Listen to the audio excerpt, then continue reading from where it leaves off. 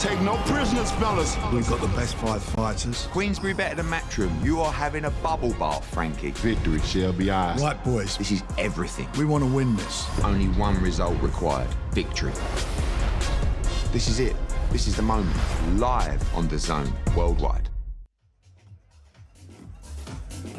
Here we go. 3 more sleeps until the big one on Saturday night. Today, though, is Media Workout Day. Is going to take place as well. The magnificent, as you guys can see, Boulevard City. The ring is there, which means the fighters are going to show us what they've got, what we can expect from them on Saturday night. 5 versus 5 is fast approaching. Let me introduce you to my A-star team, as always, as well. Barry Jones, Darren Barker, the smiles are there, which means they know it's getting close as well. And you know what yesterday did? Yesterday got us excited because we saw, you know, a little bit of tetchiness between a couple of the fighters, Willie Hutchinson and Craig Richards. We definitely saw Raymond Ford and Nick Ball do a bit of a stare down as well. Getting closer. Yeah, look, we are here in the beautiful country of Saudi Arabia for this media workout, which is going to be epic. You're going to see Craig Richards and Willie Hutchinson leaning through the ropes with one another in the ring. Honestly, rivalries are brewing between the fighters here. We've got the rivalry between the promoters, but the fighters now, there's that bit of needle. They understand the importance of a victory here. They want to be taking home the medal of the winning team. Yeah, he's right, though, because yesterday is probably, I think, the first time when I actually saw the fighters really go at each other. I mean, we saw it a bit at the Alternate for the press conference, but yesterday, when they were doing that kind of arrow shape, and then they started staring down at each other, we saw Wilder and Zhang really go at each other. Dubois and Hrgovic, by the way. I mean, those two just want to get in the ring and go at each other as well. But today, they've got to do the formality of showing us what they've got. That's going to be interesting for some of the fighters that haven't experienced anything like this. It will, because there's sometimes an eagerness to want to do too much and show off, and that's not a good thing, especially if you're trying to make weight, which is also a struggle. But you're going to get the big guys. And when the Zhang's going to want to show his power on the pads, not be too busy, just make that massive bang of a shot, and then that will make, if he goes first, Wilder will want to show, let me show you what my punches sound like when I hit the pads. Yeah. Do they have like a routine? Do they know what they're going to do for the 5 minutes, or do they just go in there and make it up as they go along? No, they would have said, look, let's do a bit of shadow boxing, let's do a bit of pads. But for all of these fighters, it's about embracing this. This is a special moment. There'll be so many fighters at home watching this thinking, I wish I was there. I wish I was a part of this. So get in there, enjoy your thing, try and get in the mind of your opponent if you can. But the most important thing here is get in there and enjoy it. Yeah, mind games start now, by the way, as does the media workouts. Let's throw it over to your MC, Mr. Thomas Triber. Ladies and gentlemen, welcome to the Media Public Workouts for 5 versus 5. A great night of World Championship Boxing this Saturday, live from Kingdom Arena in Riyadh, Kingdom of Saudi Arabia. It is all being brought to you by Frank Warren on behalf of Queensbury Promotions and Eddie Hearn for Matchroom Boxing, in conjunction with Riyadh Season, National Event Center, the General Entertainment Authority, GIA, Gold Star Promotions, and Sella. This great event will be shown worldwide on DAZN pay-per-view and in the UK on TNT Sports Box Office and DAZN. At this time, we would like to extend a big thank you to the custodian of the 2 holy mosques, King Salman bin Abdulaziz Al Saud, His Royal Highness, the Crown Prince, Mohammed bin Salman, and His Excellency, Chairman of the General Entertainment Authority, GIA, Turkey, Al-Sheikh. Let's get things started. Our first 2 fighters competing this Saturday in a scheduled 12-round contest. It will be for both the WBA and IBO light heavyweight championships of the world. Let's first welcome the challenger, a native of Libya, now fighting out of Pieta, Malta. He is undefeated with 22 wins, 16 of his 22 wins coming by way of knockout. Ladies and gentlemen, here is Malik Zined. Darren, here comes Malik Zined. What an opportunity for him as well. He's not just fighting for a world title, it is Dmitry Bivol. It is an incredible event. And from what he's done in his previous career, look, you just don't know, right, do you? Unbeaten fighters come with their own sort of uncertainty for Bivol. He's not going to know what to expect. And for Zined, I mean, this is the opportunity of a lifetime. Massive, but it doesn't get much tougher than Bivol. He's so good. Look, Zined does the basics really well. He keeps it nice and straight. He doesn't make many mistakes, but when you look at Bivol, he does the basics exceptionally well. Probably better than most. He's a very, very good fighter, but this man, I heard him speaking to you, he's very confident. He's got the opportunity to become the country's first ever world champion, so this means absolutely everything to him. Yeah, Barry, I mean, look, you've watched him before. He brings certain attributes. He's tall, he's rangy, he's going to have a good jab. But as Darren just said there, I mean, you are looking at one of the best technical fighters in Bivol that we've seen in a long time. Yeah, so what you do, with someone, you got someone technically much better than you, you either get them to rush their work, which he's not going to be able to do that, or you move after you punch consistently. So you got to try and punch, take a big step back, step to the side, and force Bivol to make a mistake. Eddie Hearn has joined us, obviously. You can see him right next to me. Eddie, this is getting good, isn't it? This is starting to build up now, isn't it? I mean, look, we've come off the back of the Undisputed, we come off the back of Taylor Cattrall, and then we go again. And we go again to something incredible like this. Yeah, and something very, very different. You know, I think the intrigue is really building now around this event. Obviously, the narrative with Matchroom against Queensberry, but also the team concept. Yeah. You know, don't forget, you've also got Dmitry Bivol defended his world championship on the card as well. And this fight, by the way, is a difficult one because sometimes you find when a fight has fallen through and a fighter has been training for the biggest moment of their career, they're probably a little bit deflated when that falls through and you get Malik Zined. You don't want to be deflated against someone that has been dreaming of an opportunity like this and he's ready to put everything into it. And I like guys like this. Malik Zined's been in my DMs for about 3 or 4 years just saying, please, like, I will fight anyone, give me any opportunity. You just saw him go to Australia and beat an undefeated fighter away from home in an eliminator for the world title. He doesn't care where he goes or where he fights. For him, this is the opportunity of a lifetime. And I said to Dmitry, you've got to be switched on out there. You know, don't just think this is an easy night's work, a little warm-up before Beterbiev. These kind of things can come crashing down real quick. 2 guys, 22-0. Dmitry, if he's switched on, he wins this fighting style. But anything less, and he'll have a hard night's work with this guy. Yeah, I guess Dmitry Bivol has been thinking about Malik Zined for all of 2-3 weeks. Malik Zined has been thinking about Dmitry Bivol for all of 5 years. So that's interesting. Andy, look at this, right? Like, look at the scenes you're seeing here in Riyadh, right? If you're Zined right now, you are just basically you're walking on air, right? You're saying, oh, this is, and you know, if Zined wins on Saturday night, he's coming back to Riyadh for Riyadh season, right? He's changing his life financially. He's becoming world champion. Like, you can't understand. This guy has been floating around for a long time. Shane McGuigan trained him for a while as well. He was fighting out in Malta just looking for opportunities. The amount of people that have said to me over the years, oh, I've got this really good fighter. He's called Malik Zined. And I looked at it a couple of times. I'm thinking, what can we do with him? Now all of a sudden he wins a couple of eliminators for the world title. And everything that people said about him over the years has come into existence. And now he's got his moment. Unfortunately for him, he's got it against Dmitry Bivol, who may just be too good. Doesn't help, does it? He doesn't seem phased at all, though, does he, Barry? Well, there's no pressure on him because everyone's expecting him to lose and not even put up a good performance. All he got to do is do the best he can, and with a bit of luck. And as you said, that's a really good point. And a motivated Bivol, and all of a sudden, if after 5 rounds Bivol's frustrated, it becomes a different fight. But let's be realistic. That's a huge ask. A lot of things got to fall into favour here for Zined to get a win. And let's be honest. And the main factor is Bivol has to massively underperform.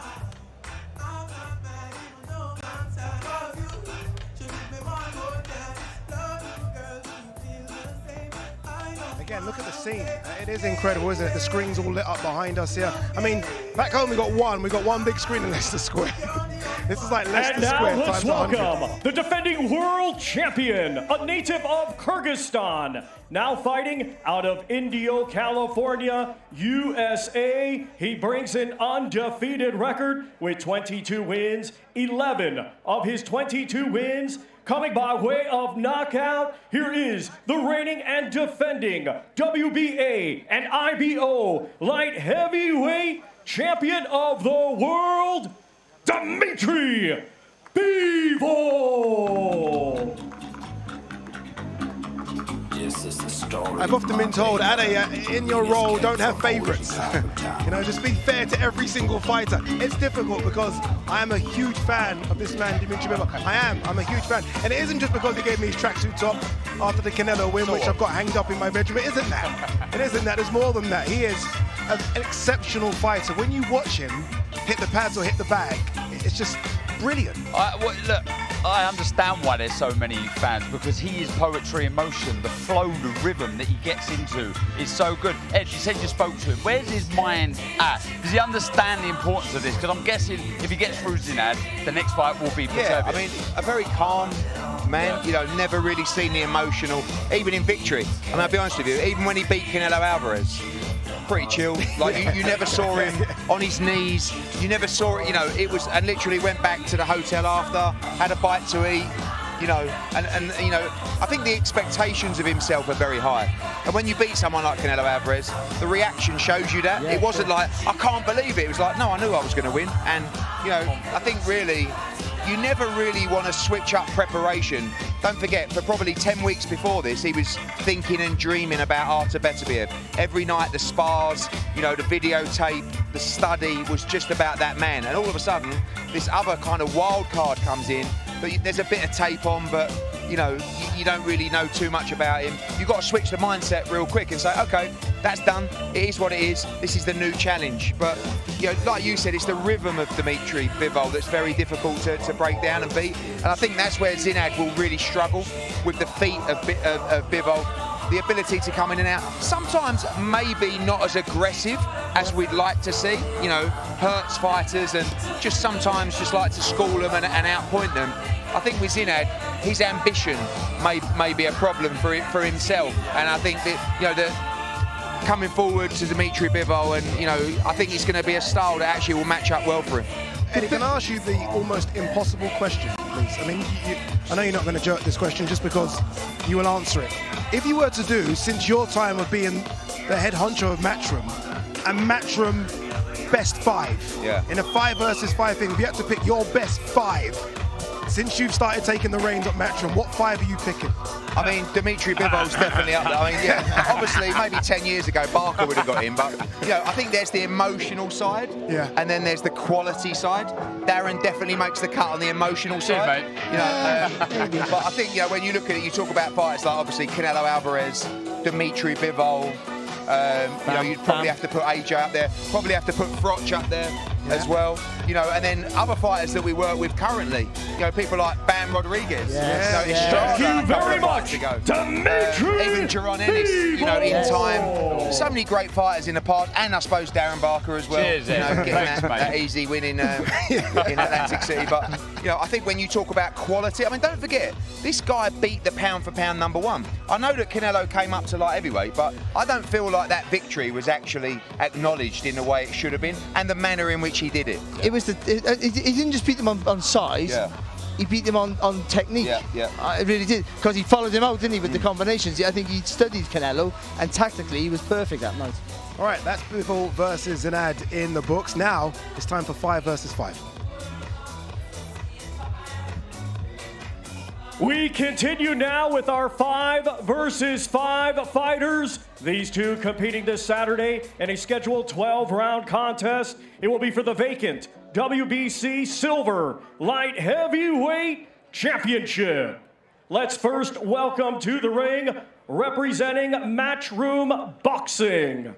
He hails from London, England. He has a professional record of 18 wins, 3 defeats, 1 draw. 11 of his 18 wins coming by way of knockout. Here is the former British champion and former world title challenger, Craig Spider Richards. Craig Richards, who I think is a world-level 175-pound operator, but Barry, you mentioned it, and you are correct. We can't keep on giving him plaudits for the losses. He's going to need to get a good win under his belt soon as well. Yeah, what he showed in the loss is that he's technically good enough to mix it with the best, but yeah, of course, you know, getting over that line takes a different mentality and a different gear.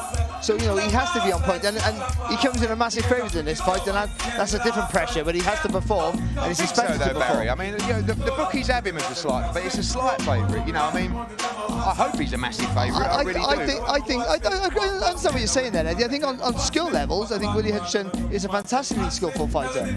But the level he's boxed at is nowhere near the level of Richards boxed. Yeah, even Richards' wins, by the way, have surpassed what Hutchinson has boxed at. So, and the occasions that he's boxed in as well. Let's not forget that, Richards. I think that last fight that he had when we bolted him on a next-gen card was really important because that was actually quite a hard night's work.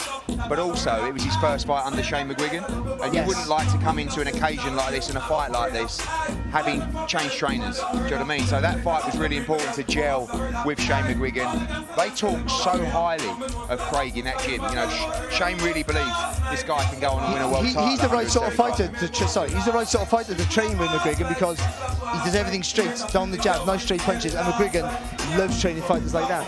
Eddie, I know you've got to go, so thank you very much for spending a couple of minutes with us. Thank you, boys. Cheers, Eddie. Eddie's gone, but Darren, he did say that he always wanted to put Craig Richards on this. It's almost as though he wanted to kind of reward him for the loyalty, if you like, that Craig has shown Matchroom and Eddie Hearn. He initially wanted it to be Anthony Yarde. Remember, he kept on saying that after that next-gen card that he wanted Anthony Yarde versus Craig Richards. That would have been a more intriguing fight, I guess, for Craig Richards. But how does he switch his head on knowing that he is a favourite? I know Eddie didn't admit it there, but he is a big favourite to get the W on Saturday. Yeah, I'm getting the vibe from him that he's really buzzing about it. Thank you very much, Craig. And look, if you can work on Craig's tempo, if you can get him busy, if you can get him going through the gears, let me tell you now, this man is a nightmare. He's very, very hard to beat. He's only been beaten by very good fighters, Buatsi and Bivol, who's exceptional. If there's a few minor tweaks, and he could be a nightmare. Punches harder than his record suggests.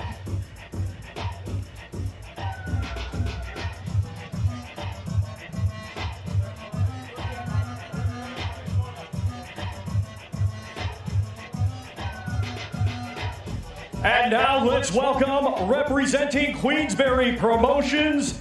He hails from Carstairs, Scotland. He had a stellar amateur career and now is a professional. His record consists of 17 wins, just 1 defeat. 13 of his 17 wins coming by way of knockout. Here is Willie, the Hutch Train Hutchinson. You mentioned something interesting there, Darren. You was like, if he could just start a bit faster, Craig Richards, and get that fire, I think Hutchinson has lit that fire. And I've never seen a fighter get under the skin of Craig Richards, ever. And I feel like Hutchinson's done it. And it could be good for Hutchinson. It could be very good, though, for Craig Richards. Maybe he needs that. Yeah, I totally agree with that. And that's what I thought when I've seen this, especially over the last couple of days, the needle that they've got. It could bring out that spite out of Craig Richards. But yeah, a very good fighter, as this man is here. Very good amateur pedigree. He's sharp, he's powerful. His last win against the tough German Hobart was very, very good. The counter right that Hutchinson throws is very impressive. Good fight. It's another good fight. It is, and it's a great opportunity for Hutchinson as well. Again, he's a fighter that maybe a lot of casual boxing fans wouldn't know too much about, and it's what a platform for him to showcase his skills. No, it really is, and it's important for Hutchinson to start really fast. Not to let Craig get into his rhythm, but it's going to be very hard to stop. So I think he needs to start fast, use that athleticism to try and cause Craig as many problems as he can. He stood right next to me, and he's much bigger than what I thought he is, so I'm not going to say nothing too disparaging. But yeah, I think for you, Craig, to use that jab and take the authority as the favourite, the more experienced fighter, to take the authority early and show what it's like for Hutchinson when he steps up a level. Yeah, 100%. I've got to obviously dictate straight away and like show him why I'm the favourite, and you know, stamp my authority in that ring early. I sense a lot of fire in your voice, Craig. Yeah, I'm ready to go. I just can't wait for Saturday night now. I'm focused, ready to go. I wish it was the last sleep before tomorrow, but we've got a couple more, but Saturday I'm looking forward to it. Craig, being favourite in this fight, what's it done to your confidence? You're favourite for a reason. That's got to make you feel good, right? Nah, I block all of that out because at the end of the day, it doesn't matter what the public's opinion is. I've gone into fights where I'm the underdog. A lot of my early title fights, domestic fights, I wasn't the favourite and I went and got the job done. So that means nothing. For me, I focus, I see what he's presenting, I get to the gym and I work hard. I was explaining to someone the other day, you can see I didn't take this guy lightly. I remember one of the days in camp, I had a funeral for my auntie, I had to go in early. Me and Shane come in extra early, got the work done before I left. When he had a baby, he left the hospital to rush out to come and get the work done, and then he ran back to the hospital. We've not taken this lightly at all. That don't mean nothing to me. What do you see the strengths in Hutchinson, and what will you do to counteract those strengths? He's got a few good little tricks up his sleeves. I think maybe from his amateur pedigree, but as we've not seen yet, can he do that at this level? It's easy when you've got a human punch bag in front of you to demonstrate your skills, but when you've got a live opponent who can take a shot, give a shot, and determine, we'll see what you can present. Final one, Craig. Are you able to enjoy all of this in Saudi Arabia, the moments? I mean, look at the walkout, Craig. Yeah. I mean, come on, dude. Yeah, it's mental. Can you enjoy it? Oh, 100%. I saw a picture yesterday where I was on the stage and I see my name in lights. I said, wow, I might save that for my screensaver next week. But, you know, you got to get the fine balance where you embrace it and enjoy these moments, but at the same time, know you got a job to do to stay switched on and stay focused on Saturday night, because it's not a holiday. We're here for a reason, and it's about getting that blend to know why you're here, but enjoying it at the same time. Top man, Craig. Get back to the hotel, rest up the legs, enjoy the night. Thank you. Cheers, brother. Thank you very much. Back to Thomas Schreiber. Our next two fighters competing this Saturday in a scheduled 12-round contest. It will be for the WBA Featherweight Championship of the World. We will first welcome the defending champion representing Matchroom Boxing. He hails from Camden, New Jersey, USA, and brings an undefeated record of 15 wins, 1 draw, 8 of his 15 wins coming by way of knockout. Here is the reigning and defending WBA Featherweight Champion of the World, Ray Savage Ford. By the way, the glasses are off. He listened to us, he heard us. I'm not struggling with weight, I'll show them. Took the glasses off and looks really relaxed. Eddie Hearn is very, very excited about Raymond Ford. He thinks he's got something very special. Could be that already as a WBA featherweight champion. Could go on to be something really special though, Baz. I think potentially he has a superstar in his making, because early in his career he showed tremendous hand speed, foot speed, and lots of skill. Now, he had a few tests where he didn't look fantastic, but he's learned from those. And what he showed in his last fight to win the title is that he can dig deep. He can drag out. He can almost drag a win out of the close of defeat and get the stoppage. And that is a skill you can't teach. Ford is a bad man. He's a bad man. You just got to hear him talk. No nonsense. He's to the point. He don't care about anything. He just wants to win. He wants to look good. He wants to impress. He wants to turn heads. I love that about him. I love a fighter that just wants to win, wants to look good, doesn't care. Yeah, and I guess there is the argument as well that iron sharpens iron. He's alongside the likes of Shakur Stevenson in camp. I mean, it doesn't get much better than sparring and training alongside Shakur Stevenson, does it? No, it doesn't. No, it's brilliant. Success breeds success, but the other half of the five is here, Frank Warren. Nerves? Nerves? Are you not nervous seeing him there? Seeing Ray Ford behind us? He looks good. He looks good, Frank. I have to be honest with you. Listen, I expect him to look good. He's training for a big fight. This is a massive, massive fight. But so does my man. He looks excellent. This is going to be a great fight. There's no doubt about it. I think they're the two best in the world. Yes. Should be a unification fight. No doubt about that. I think he beat the best featherweight in the world last time out. But look, it is what it is, and now he's got a great opportunity to jump back in there again and win a world title. In a night of 50-50 fights, do you feel that this is the closest one? Say again? In a night of 50-50 fights, do you feel that this is the closest one to call? No, I really do fancy Nick. Oh, good. Look, I'll tell you, hand on my heart, I'm not saying for 1 minute that disrespecting Ford. No, of course. I just think Nick rises to the occasion. Every fight he's had, he's got better and better. And his style's a tough style. It's not just walk forward. He don't get caught a lot, touch wood. He don't get caught a lot. And he makes you work hard. Yeah, he makes you work, and it's constant momentum. He's on you all the time, and he makes you work and work. And that last fight he had, that's what he did, Vargas. He kept on him and kept on him, and eventually started getting through and starting hurting him. And you've got to really back him up, and it'd be interesting to see whether Ford can do that. Let's now welcome the challenger representing Queensberry Promotions. Hailing from Liverpool, England, he is undefeated with 19 wins, 1 draw, 11 of his 19 wins coming by way of knockout. Here is the former WBC featherweight world title challenger, Nick the Wrecking Ball. Or as we know him, the Butcher. Was there any reservation at all, Frank, on him taking the fight? Not because of fear, because this guy isn't scared of anything, but it is a quick turnaround from those 12 rounds against Vargas. It is, because first of all, he was in a 12-round camp training for the previous world title fight. He's not had too much of a break in between, but he is a great athlete. He's very strong. And he's got tremendous self-belief. He's got a very good manager and trainer in Paul Stevenson. Yeah. It's a good team. And as I said earlier on, I've got the utmost faith in him. I really do rate him as a fighter. Frank, do you feel Nick Ball needs to start a bit quicker in this fight? Against Vargas, he gave away some of the early rounds. I know what Barry's saying, he puts pressure on you, but I feel at this level, you can't afford to give rounds away. That's a very good point, Dan, but the difference is Vargas was this much taller. He was. Yeah. So he had to get to him. And the tactics, I thought he should work to his body, but he kept throwing his jab up high.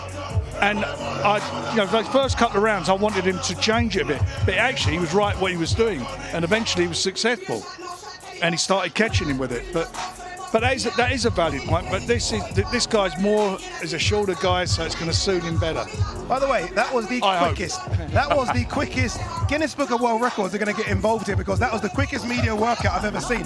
Like, he went in the ring, got out the ring, and now he's on his way to fighters competing this Saturday in a scheduled 12-round contest. It will be for the WBC Silver Championship, and it is also a final eliminator for the WBC Middleweight World Championship. Let's first welcome the challenger representing Matchroom Boxing.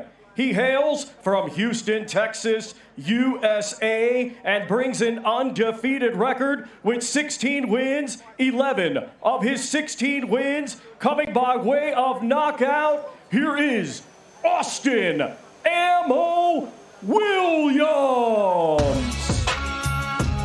Ammo Williams making his way to the ring. Nick Ball has joined us as well. Frank Warren has departed.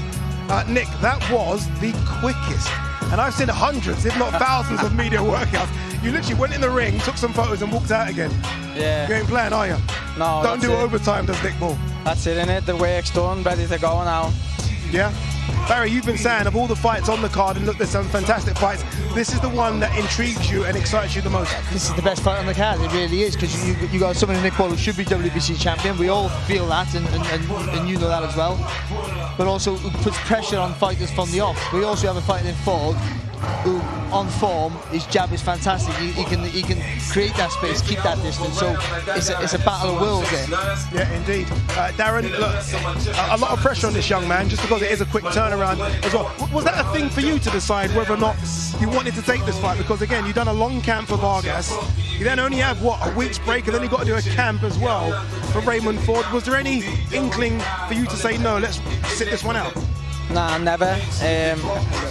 Never. I'm the type who's in the gym all year round, so I'm always ready whenever the phone rings. And lucky enough to have a good promotion team behind me and promoter within Frank, getting me the opportunity so quickly after what happened. Not many fighters have had that or can have that, and I'm lucky enough to have it, so I appreciate it, yeah, and I'm ready to take it with both hands.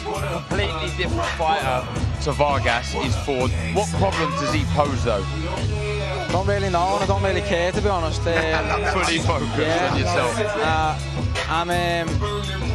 I'm the problem in this fight, so you'll have to face that. I'm just focused on myself. Love it. Nick, go and do your thing. Appreciate you coming on with us, giving us a couple of minutes. You gave us longer time here than you did in the ring, so we really appreciate it. Nick Ball, thank you very much. Cheers, Nick. Well, he means business. He's all business, isn't he? He means business. There's no playing. And I would say, I had to ask him questions. I think he looks really good for the weight. Yeah, Don't he look really, solid. really healthy, doesn't he? He did. Ammo Williams was just in the ring. You guys saw him in a hoodie and obviously wearing the tiger tail as well, which was interesting. But let's go back to Thomas Schreiber to introduce. Oh, is he going to have a word with him? Is Ammo... Oh, no. Ammo just decided to stay in there for a bit longer. I don't mind. And now let's welcome the defending champion representing Queensberry Promotions, and he is the team captain. From Ilford, England, undefeated with 19 wins, 15 of his 19 wins coming by way of knockout. Here is the reigning and defending WBC silver middleweight champion, Hamza Sheeraz.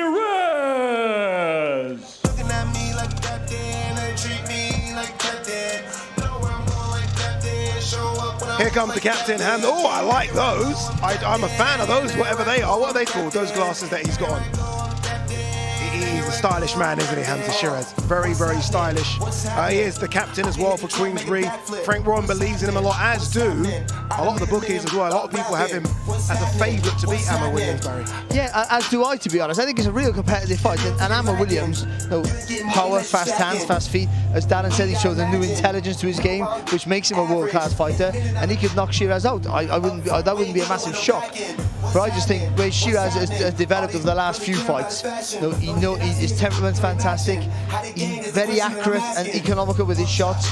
And for a tall fighter, his range is absolutely fantastic. He uses his attributes so well, doesn't he? His reach, he brings fighters onto his shots, the uppercut. He's so intelligent. But like Barry said, he's come into his groove.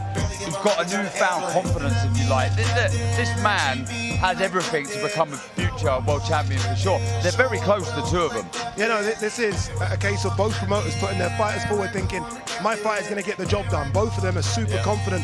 And he looks smooth in the ring here as well, doesn't he? I mean, for a big man, he's got good feet, as you mentioned already, Baz. He's got the power as well. He's not gone past more than 5 rounds in his last 3 fights collectively. So it was a round against Liam Williams and 2 rounds against the previous opponents before that. So maybe that could be a problem, Barry, that he's not had the fights. I think, but he's having the training camp, so I think that also helps. But what it gives him is that supreme confidence, almost bordering on arrogance, that if he hits you with any punch, from any hand, by the way, he can do damage. I think he's really good. The way for a tall fighter, he can punch short and punch long with equal power. It makes him a real problem for anybody. Yeah, Hamza Sheeraz is going to join us as well in a couple of minutes. Be interesting to get his take on his opponent, Ammo Williams. They've almost been respectful. The other ones are starting to get heated. Craig Richards, Hutchinson's definitely heated, Zhang and Wilder. But you look at Sheeraz and Ammo Williams, it's almost like they both know they're going to have to go into deep waters here. Yeah, look, they're both extremely confident, but they both carry themselves with class and humility. They're good blokes, they're good people, and I think these are two that are just going to let their fists do the talking on fight night. It's a pick and fight. You know, you've only got to go on social media and you see it's 50-50 on this one, as it is for most of these. How would he have been feeling when Frank made him captain? That's a big thing as well, wasn't it? Yeah, I think you've got to try and zone it up, but there isn't. Yeah, there's an expectation there that you have to do the job. But I think the fact that we mentioned he's had 2 quick finishes, he'll believe he can knock anybody out anyway, as Ammo Williams does, to be fair. So I think you've got 2 fighters here who will both try to go for the knockout, regardless of the competition. With 17 wins, 14 of his 17 wins coming by way of knockout. Here is the #1 ranked contender in the world by the IBF, Filip El Animal Hrgovic. El Animal, Filip Hrgovic. Look, I've said he has a lot to prove in the heavyweight division, and there's a good chance he does it on Saturday. There is clearly something very special about him. The hype, I think, is real, but we need to see it, Darren. Could we see it on Saturday? Yeah, I think so. I think he's going to leave it all in the ring. He's going to give it absolutely everything. We'll see class, we'll see courage, we'll see spite and ambition, because there's a huge carrot dangled here for the winner of this fight. A potential matchup with AJ. That's huge. Certainly is. Hamza Sheeraz has joined us. Hamza, I mean, look, I like everything you're doing. These glasses, I said, look, I could never pull them off. Yeah. Listen, there's a reason behind them, because it's so dry out here. So yesterday when I come for the grand arrivals, my eyes were all dry. So you think of everything, don't you? Yeah, I was thinking one step ahead. Your team's got everything. Are they Oakleys? Yeah, they are. I know a bit. See, I know a little bit. How you feeling, Hamza? A few days away from the main event. How you feeling? Yeah, no, I'm good. I'm good. I'm feeling ready, feeling on it, in good spirits, in a good vibe. Last few pounds to come off now, and that's it. We'll be ready, rehydrate, and we're ready to go Saturday night. Are you enjoying all of this, Hamza? I mean, again, obviously it's serious business on Saturday. Can you enjoy what's going on and all the festivities of everything? You can, but then at the same time, everyone's wired differently, and for me this is all just noise. It's all about staying mentally switched on, staying mentally on the game, because I ain't got no joke in front of me Saturday night. I know what I got in front of me, so it's all about staying switched on. You're on a real run at the minute of performances against good opposition. Do you feel this fight's come at the right time to elevate you to a world title shot? Yeah, definitely. I remember after the Liam Williams fight, sitting down with the team, Frank Warren, and I just said, whoever you put in front of me next, as long as it's one before a world title or thereabouts, I'll be more than up for it. You get the call then, you get the nod, but on top of that, you get told you're the captain. Yeah, exactly. I only found out I was captain at that first press conference. At the presser, Yeah, when everyone found out. So when he told me, I was like, all right, and I didn't understand how the point system works and whatnot. And then when I found out, you get extra points and whatnot. So, you know, I'm blessed. What does that give you a boost? Does that give you a real sense of confidence that he trusts you? It does. What it is, it goes back to what you just said. It's just trust. He has a lot of trust in me, and for someone who I've banged on about before, was picked up when no one knew who I was, to go from where I was to where I am now, and then to be captain on top of that, and to be given that extra responsibility, the only way I can thank Frank is by getting them points. Your last 3 fights, you've got the job done really early. A first round knockout against Liam Williams, and before that, a couple of rounders each. Do you worry about the gas tank if it does go late because you've not done 7s, 8s, and 10s? Not at all. I know it's a trick question. See, that's how you know I'm switched on. But anyway, going back, you're saying no, not really. Thank you very much. How we've been preparing in camp. Like we've done one spar, an 18-round spar, 16-round spar. So we're making sure that the tank's there. Hamza, thank you for joining us. Good luck on Saturday, my man. Cheers. Thank you very much. Thank you very much. El Capitano. Have you got that speech ready as well, yeah? Have you got your speech ready yet? It's there. It's getting there. Okay, it's getting there. Okay, cool. How about his team bus as well? Yes, got a team bus as well. Hey, Dad. He looks cool. He looks cool, doesn't he? He does. He looks carries himself so well. And he does. And he has that confidence and that of being, he'll go for the knockouts, 100%. And the reason why he won't be worried about his gas tank, he doesn't load up on his shots. Everything's smooth with him. Yeah, Filip Hrgovic was in the ring as we had Hamza Sheeraz with us. Obviously, Filip Hrgovic unbeaten. The winner of this fight could be in line to take on Anthony Joshua September at Wembley. I think we're going to have some special announcement about that very, very soon.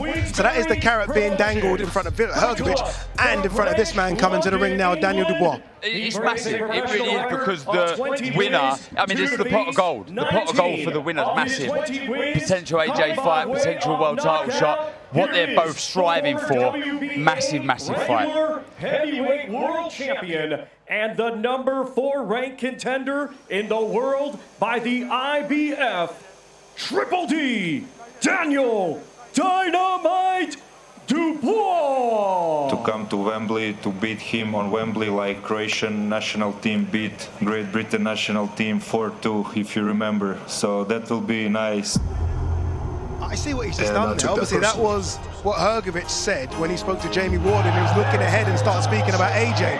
And I think Daniel Dubois is playing on that. Like, you're really overlooking me straight away. I like that. This fight's come at the right time for Dubois because he is a man now full of confidence. He really is. I know the Usyk fight, he boxed really well and then obviously fell apart at the end. But I go back to the Miller fight where he boxed really well, but he ran out of gas a little bit and he found his second wind. And that'll give him the confidence now that he never had before, that when he does get tired, not to panic, he can push through it. And in this fight, where it might be a battle of the jabs, so it might go longer than what we expect, he might start to gas out a bit, but he'll know if he pushes through that wall, if we've all had to do, Darren, there's energy the other side. You can get more energy, you can do the rounds, you can get the finish. He looks absolutely fantastic as well. He really does. And look, he's found a fit and a home with Don Charles. He was with Don early in his career. I remember when he was like 17, 18, I went to the gym, and he's back there. And that's not a slight on Shane McGuigan or anyone else before that, but sometimes you just have to find your fit. and it looks like he's found the fit there. Yeah, and look, he's introduced Kieran Farrell to the team as well. We see him doing the pads and training up in the gym in the hotel, and there was a combination of the two doing pads. Dom was, you know, taking some real heavy shots to the body bag, and then Kieran Farrell coming, and it was really sharp, it was lively. It was a really good combination. I was happy with what I was seeing. He's got confidence now, which is so important. That's kind of been what's been missing from Daniel Dubois. Let's see if he can follow up that win last time with what would be a huge victory over Filip Hrgovic. It really would be. You know, the thing I like, Barry, about Daniel is that we've seen him grow up in front of our eyes. Yeah. Most heavyweights are introduced to us at 26 after they've done their amateur circuit. We've seen him turn pro at 19, 20. So we've seen all the ups and downs, we've seen the good, the bad, and right now I almost feel like we're getting to the good part of it. Yeah, we forget how young he is and how much more development he has to do. What he does have, and I was speaking to Don Charles today in the hotel, he said his jab is the hardest he's ever felt on the pads. Wow. And he's taken AJ on the pads, and also, I know China's also have their new project, but he said his jab is tremendous. It's like a right hand, and I said yesterday, I think this fight's the battle of the jabs. Hrgovic has got a cleaner sweeping jab, Thank you very a faster much jab, Triple D, but this guy here, Dubois, his jab is a knockout punch. I like that bit there. He asked Don, was that enough? And Don was like, yeah, you're done? And he's like, yeah, I'm done. And that's it. Again, look, it's a formality. It's good to see them out. Again, a little shake going as well, but they would have done all their training earlier in the day. And for them, this is just a case of coming in the ring, taking those photos, coming to speak to us, and going back home and relaxing the legs. Yeah, definitely. I just want to touch on the pressure that he's had to deal with as well. He was hyped from a young kid. He's had to deal with an awful lot, weight of expectation. You know, Frank's, next heavyweight star. He suffered a defeat. He had to come back. He showed a lot of courage, heart, and determination, and that will have to serve him well in this fight. Well, to be honest, the heart is the question, is the big issue, because in the Joyce fight, his heart was questioned, and that's the worst thing anyone can say to a boxer, that you don't have the heart to carry on. And because he did take the knee, he didn't get up, he could have got up, he didn't, he chose not to. But his pain is his pain. You don't know, you're going to experience your own, or how you cope with it yourself. And then in the Usyk fight, you have to say, he did stay on his knee. But I think that was a panic, not so much that he didn't want to know, he just didn't understand what he had to do. And that's why I think the Miller fight was important, because he had to go through that.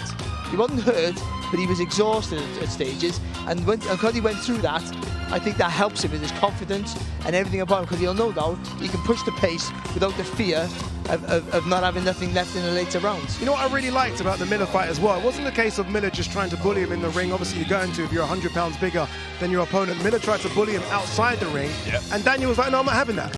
You're not bullying me. And he went toe-to-toe and chest-to-chest with him. So I feel like he learned a lot about himself. And here comes the big man as well. Daniel, get in here, my man. Hey, you're looking enormous. You're looking big, you're looking strong. How you feeling? Oh, okay, we're gonna sort your mic out as we do. I'll lollipop you. You looking good, Daniel?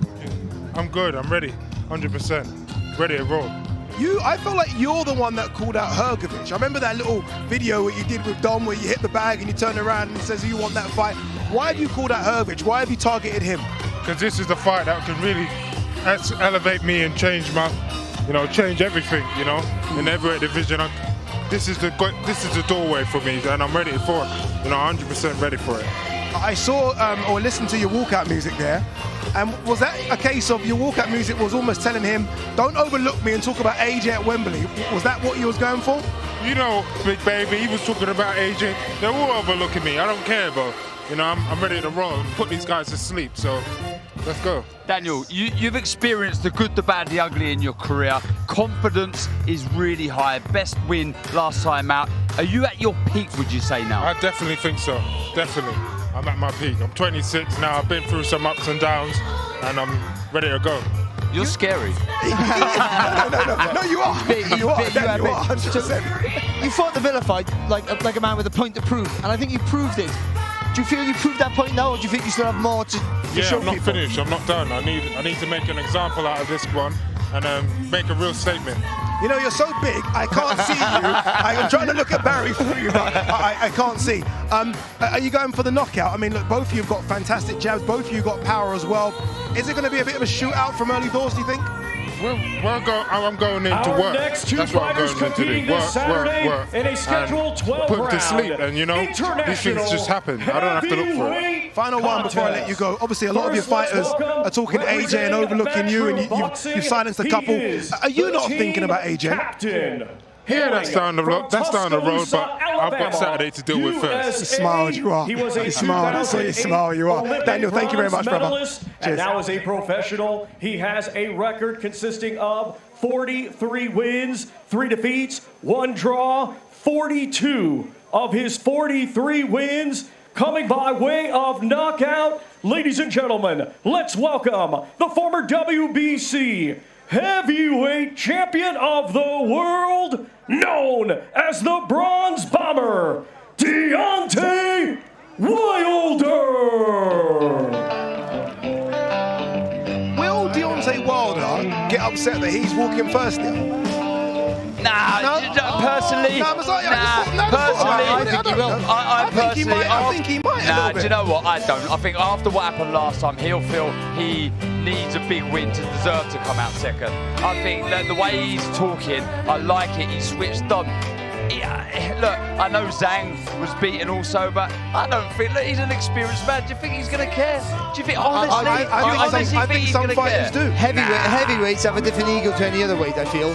And I do think he'll have an issue with everything. That's why fights don't get made, because who's got the biggest change room? And that's a genuine thing sometimes. Whose name's first, all exactly, that kind of poster, stuff. I just wonder, I mean, we've been saying for months it's Wilder versus Zhang, and all of a sudden Zhang's doing the walk second. I don't know. Great song choice. Yeah. Great song choice. Can't get better than that, can you? To be honest, I'm glad. I hope he's got to be in his bodies. He needs to be angry. When he's angry, he comes out and he wings the punches in. He's a man who hasn't got the weight of it. He haven't got the, like Zhang has got weight in his shots. He has athleticism and speed. It's the acceleration and pace in his punches that knocks you out. And how slow does he look there in the ring? Like, looking from here, yeah, that's the correct word, lean. It'll be interesting to see what weight he comes in. Well, I remember for the final Fury fight, he put on the extra muscle, didn't he? Yeah. Almost to try and combat Fury's sides. But it didn't quite work out, but it's interesting. Mobility as well as and length in the shots with his friend in his fight. He's got to keep moving around to make Zhang follow him or chase him and tire him out. And he has to be punching long, never short, always long. Speed. I think plenty of feints try and draw out the lead of Zhang, which is going to be very difficult, and at times be proactive. I think is the. I guess I was about to say the bigger puncher. I don't think we actually know, but when you look at the record, the knockouts that he's piled up, I think with the speed that he's demonstrating in this ring, I think it's going to be so important that at times he just jumps on Zhang. See some of that old spike, see some of the old Bronze Bomber. I worry though, because he's technically not the best fighter around, and we all know that, because the power disguises sometimes boxing ability. Is that if he makes a mistake and punches a bit short with the jab or brings it back to the waist, Zhang lies in the distance and he can bang, and he's technically much better. I love what both of you are doing here. I realise that Barry's Zhang, you're Wilder, and you're both arguing for your fight in your thing. Look, to land that power is what's behind the punch, the IQ, what's in your head. You know, it doesn't accidentally happen. You don't just graze someone and knock them out. There is thought there. He doesn't do it probably technically sound like some do, but he does have his own way of landing those big shots. Listen, I love you, and you're a better fighter than I was. How did he land them all then? How did he knock 42 people out by a fluke? He is just massively. It can't be fluke. No, it's not. He's massively athletic. He makes so many mistakes before he lands in the shot. You see what he's like in fights. It takes him 10 rounds to land that one shot. He just has crazy power. Wilder! One thing I will say, and I said this to him when I interviewed him, like, he's all about timing, right? It's everything. And he's just not had enough fights. So I think even though he lost to Joseph Parker, I think he needed the 12 rounds. Yeah. He needed it desperately. So I do think we're going to get a better Wilder. Is it going to be good enough, though, against Barry Jones's pick here, Willie Zhang? I just think he's got to be the Wilder that made him that fearsome force. He's got to throw with conviction, you got to throw long, you got to throw with belief. That speed in the shots and athleticism is what made him the fearsome fighter he was. And let's hope for boxing that still does exist, because there's so many fantastic matchups for Deontay Wilder. including the big man back home, AJ, which we've all wanted for the best part of 4 or 5 years. And if he does detonate Zhang, I know we've been talking about Hrgovic and Dubois. He jumps to Q and he fights AJ at Wembley. Can you imagine the atmosphere at Wembley Stadium? AJ Wilder. I mean, that's nuts. That is incredible. That is what dreams are made of. China. Now fighting out of Bloomfield, New Jersey, USA. He was a 2008 Olympic silver medalist and now is a professional, has a record consisting of 26 wins, 2 defeats, 1 draw, 21 of his 26 wins coming by way of knockout. Here is the former WBO interim heavyweight world champion, Zhang. Big Bang Zhang! Hey, Deontay, you're bronze bomber. I'm Big Bang. I'm you. As Zhang makes the walk, Deontay Wilder has made the walk to us here in the studio. Wilder, one thing you did look really, really sharp in there in the ring. A lot of speed. I know you've been doing your track work. I know you've worked on those things. It's about speed for you now, isn't it? You've got the power. We know that's already there. Now you're going to show us a bit of speed as well. Almost definitely. You know, I've always had the speed along with the power. A lot of the guys don't know how fast I am until I get in there, especially when I zone in and I'm on. When I'm on, I'm on. I'm the most dangerous man in the world when I'm on. And it was a blessing in disguise after the last fight. You know, they say lessons become blessings. It's all depending on the person, how he take the lesson and make it a blessing. If I would have won that fight, I would have changed nothing. But because I didn't, it allowed me to go back and say, you know what?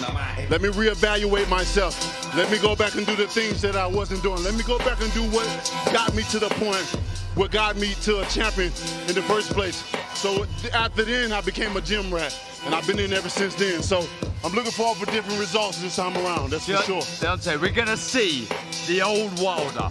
We're going to see glimpses of the old Wilder in this fight Saturday. Is that what you're telling us? I guarantee it. As long as I'm standing here, you look at me eye to eye, I guarantee that's my word.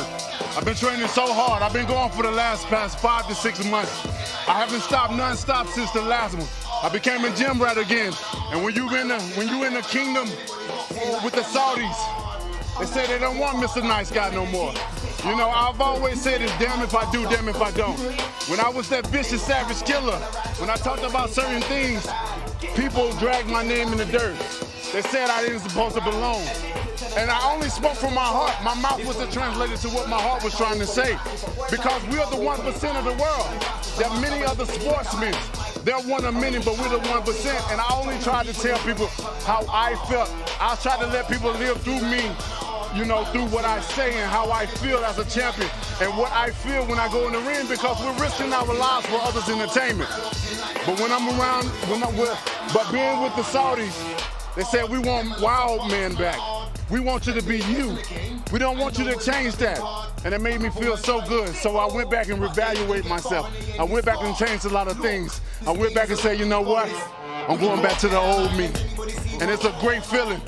I can say all I want right now, but come Saturday, it's going to be the true revealing. It's going to be the truth of if I'm really back, if I really say what I say, and I can't wait. Mic drop. Are you an emotional fighter? Because you seem to be more.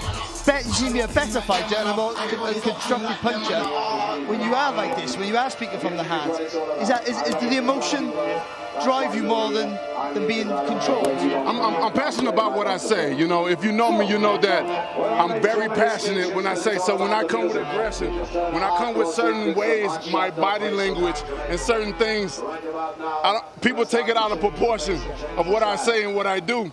But I'm only passionate about what I say and what I do. And I'm a type of person that I try to make people feel what I say. It's just like I may not remember your name, but I'll never forget how you made me feel. And that's what I try to display amongst the world. That was scary when you said that to me then. No. It's like it was personal. Very quickly, before we let you go, Zhang, you can see him getting his workout in behind us. How good is Zhang? You fought some really good fighters. I mean, he must be right up there with some of the best fighters you fought. Yeah, I think he's a pretty good fighter. You know, I like the challenge. I like that they matching me and him together. like he said, Chinese power versus Alabama power, and that's the truth of all things, you know. And he's a good fighter.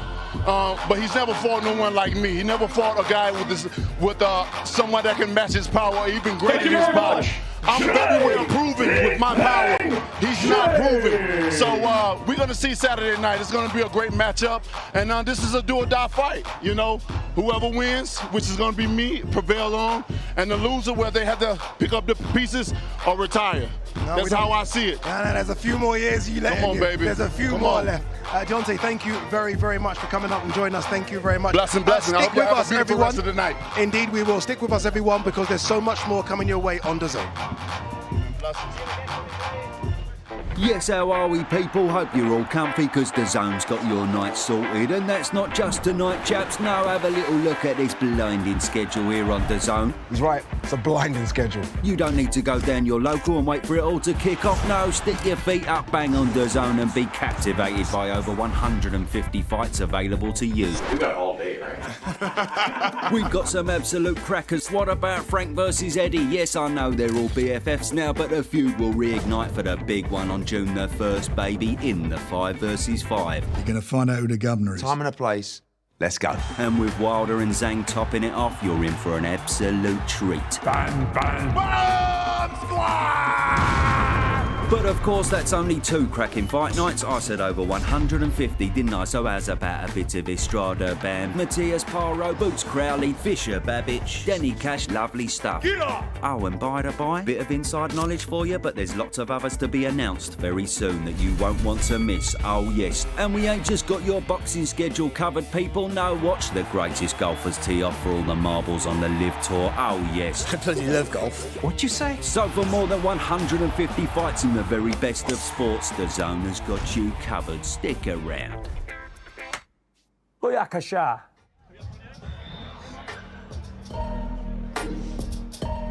I hope you're ready for something really special on Saturday night. It is an incredible fight card, and let's remind you of it.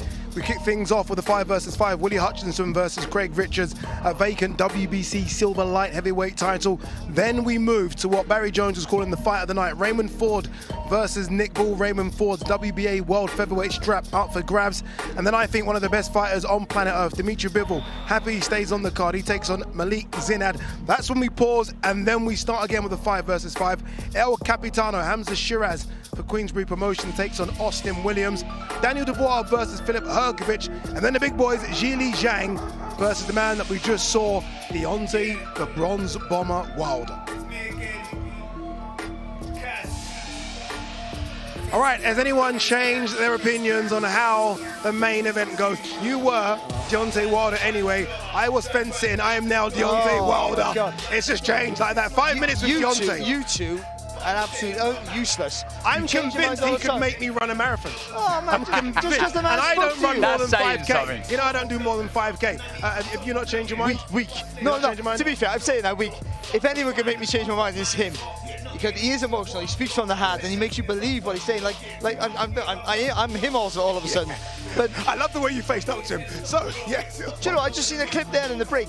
I spent my whole life looking up to people, and not in an admirable way either. I would say he's in with a chance because he does punch really hard. But I'm sticking to my guns. I'm still going for Zhang. We still have 2 more days to convince you to change your mind. But look, it's going to be a fantastic fight. Again, that's a 50-50 fight. It really is a card that we once dreamed of, and now that dream is now coming to reality. I think that's fair to say. That is it. We always ask for cards to be top from bottom, just stacked.